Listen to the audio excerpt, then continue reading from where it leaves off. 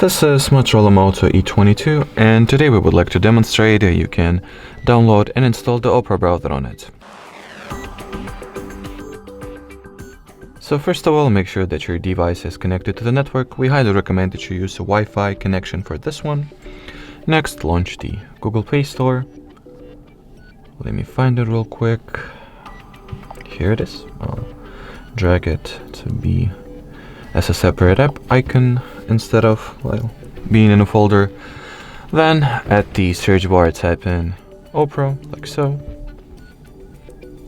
Once the needed app is found, click on this green install button and wait for the Opera to get downloaded and installed respectively.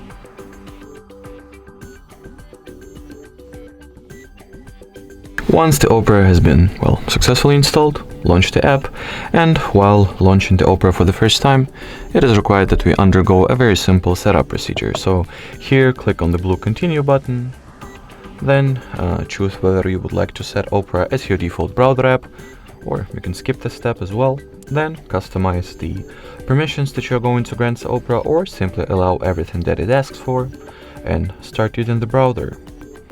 Alrighty, so that will be it for this video, guys. Thank you so much for watching, and bye bye.